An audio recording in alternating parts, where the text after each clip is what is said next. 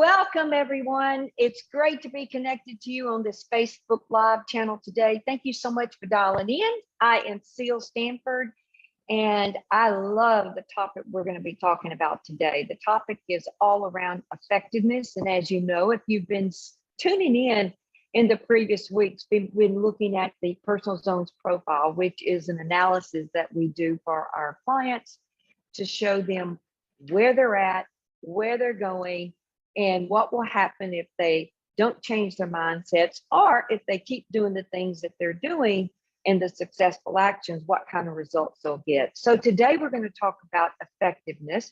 But before we do, if you are watching this video live, or please type in live in the comments section, or if you're watching this replay, just type in replay. We would greatly appreciate it.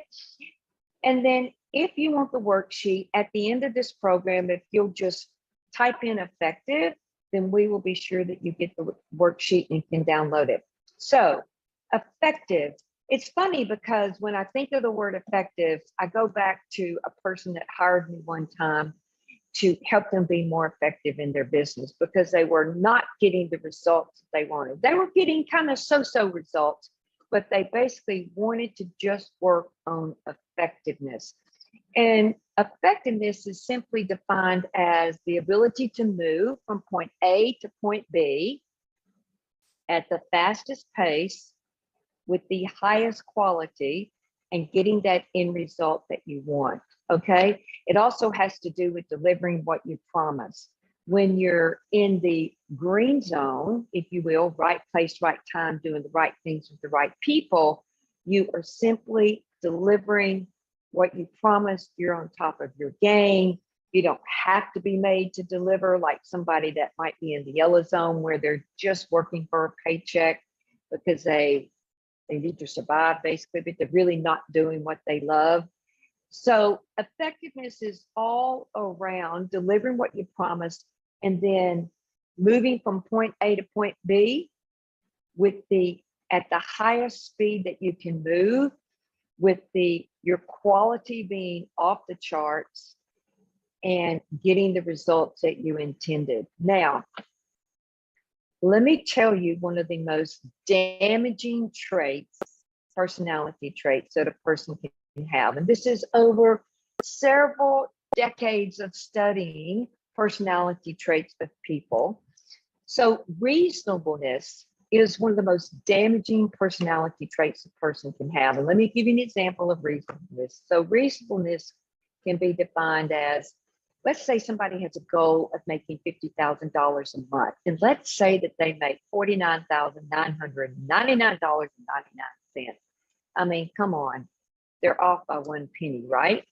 But the reason why it's so crucial to inspect exactly all the steps that you did to get from point A to point B and inspect why you didn't get that extra penny to make that goal and how you could have done it differently. If you don't inspect that, basically you won't be able to break the pattern, change the mindset, change what you're doing, tweak it so that you can accomplish what you want. Okay, so now you may say, well, it's only off by 1 penny. It doesn't matter if it's off by $10 or 1 cent. If you keep doing that same process and going through the motions and doing the same exact step, it's not going to change. And where reasonableness comes in at is if you justify, if you rationalize, if you make an excuse on why you didn't hit that $50,000 goal that you set for yourself, and if you justify that in any way, well, that is like defined as reasonableness, okay?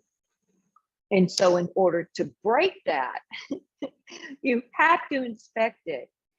Now, another thing that's required here is some self-discipline and some tough love. And what I mean by that is you have to get unreasonable with your reasonableness, unreasonable with your justification or your rationalization or your excuse. And that's where inspecting all the steps that you did to get from point A to point B and looking at, okay, what is one or two things that you could have done differently that would have caused you to get exactly what you want? And you have to inspect that. And what I mean by tough love is it's real simple. Just don't buy into the excuse or the rationalization or the justification that you give yourself or that people give you on why something can't be done. You know, it reminds me of, I had a really good friend that's in real estate, and I checked in with this person in the month of December. He had been to the ranch, he'd done a course, and he'd gone back home, and he'd done really well when he was here. It was interesting. He was selling more when he was here on course than he was back in his hometown. So when I checked in with him in December, and I said, "Hey, how you going? Are you making your goals? How are you doing finishing out the year?" And his comment to me was, "Well, December's really a slow month. We don't sell much in December." And I'm like, "What? What?" Why are you going into agreement with that reality? And so, you know, he's creating that. And then he also went on to tell me that there was someone in his office that was blowing out the goals. They were their top realtor in the office. And I'm like, but wait a minute, are they selling in December? Because they're blowing the goals out in every category. And so if that's correct, and it didn't matter if it is correct or not, houses are sold in December. So anyway, I kind of had a chat with him about that and helped him break out of his reality and what he had gone into agreement with on how sales look in December. So if you go into agreement with that, then that actually sets up the reality and will affect your effectiveness or your ineffectiveness. And so in order to switch that, you know, I said, don't buy into that reality, because people do buy houses in December and they list houses in December. So effective, delivering what you promised, simply inspecting. If you're not getting what you want, take a look and see, did you justify it? Have you rationalized it? Have you bought into some type of reality of why it can't be done? Change your mindset on it, and then take a look. Have some tough love. Put in the disciplines on yourself, and you'll get those results that you're going after. And another thing you can do in order to improve your effectiveness is, and I tell this to my clients as well, is list out all the actions or cycles that you have going on that are not complete, that are incomplete, because that ties up a lot of attention.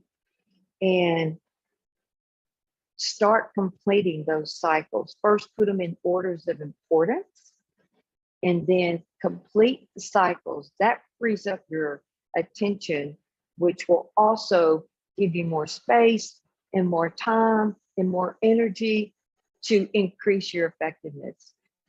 So I hope you find this helpful. If you will, post your stories and wins in the chat.